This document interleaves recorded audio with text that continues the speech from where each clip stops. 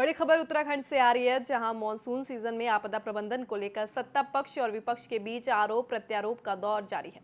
कांग्रेस ने आपदा प्रबंधन के लिए सरकार पर कोई तैयारी न करने और कोई ठोस कदम न उठाने का आरोप लगाया है, तो वहीं बीजेपी ने भी पलटवार करते हुए कहा कि आपदा जैसी स्थिति में कांग्रेस राजनीति न करे।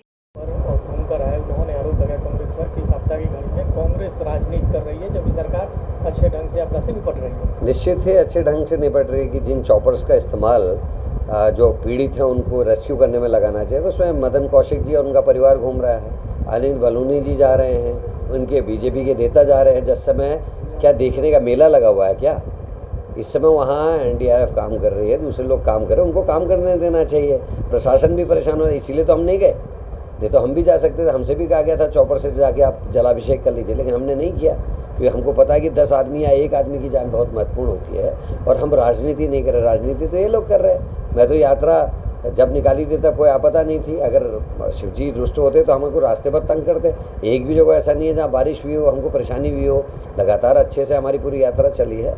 जैसा राजा करता है वैसा ही प्रजा को भुगतना पड़ता है। राम मंदिर से लेके अभी तक की सारी घटनाएं आप देख लीजिए, सारे काम उल्टे हो रहे हैं। कृष्णा माई की गुफा का नाम बदल दिया, गर्भगृह के नियम तोड़ दिए, सोने की चोरी पे आप खुलकर कुछ बोलने के लिए तैयार नहीं है। 2 साल से आप कोई जवाब नहीं दे रहे। मंत्री कहता है मैं रिपोर्ट पढ़ने के बाद आपसे प्रेस करूँगा। 1 साल पहले रिपोर्ट आ गई, तो 1 साल से मंत्री को जब रिपोर्ट पढ़ने की फुर्सत नहीं है तो कैसा धर्म देख रहे होंगे, ये तो समझा जा सकता है। अगर उनको चिंता होती तो जब रिपोर्ट आ गई थी, जांच रिपोर्ट, तो सतपाल महाराज को उस रिपोर्ट को पढ़ लेना चाहिए था, सेम डे पढ़ लेना चाहिए था। अब वो कह रहे मैं पढ़ूंगा, अध्ययन करूंगा। तो ये सारी चीज़ें हैं। राजनीति भारतीय जनता पार्टी कर रही है, हम अपना काम कर रहे हैं कि किसी तरह की लोगों की दिक्कत ना हो, जबकि इस समय सांसद भी वहाँ चले जाते हैं और विधायक भी चले जाते हैं।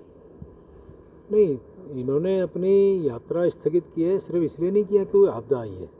आपदा तो कई दिन से आ रही है। इन्होंने अपनी यात्रा इसलिए स्थगित की कि इनकी यात्रा फ्लॉप हो रही है, इनके साथ लोग नहीं जुड़ रहे हैं, इनके साथ जनता नहीं जुड़ रही है, इनके आपसी नेताओं में द्वंद्व है। तो ये उसके कारण उन्होंने जो है यात्रा स्थगित की है।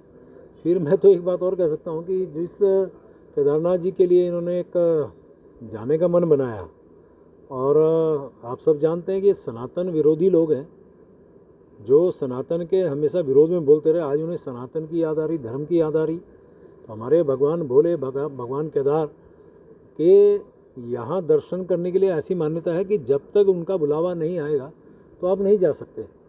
तो निश्चित रूप से इनकी नीयत साफ नहीं थी। अगर राजनीतिक एजेंडा लेके चले तो भगवान भोले ने इनको परमिशन नहीं दी और इनकी यात्रा फ्लॉप थी, तो इसलिए इन्होंने अपनी यात्रा स्थगित की।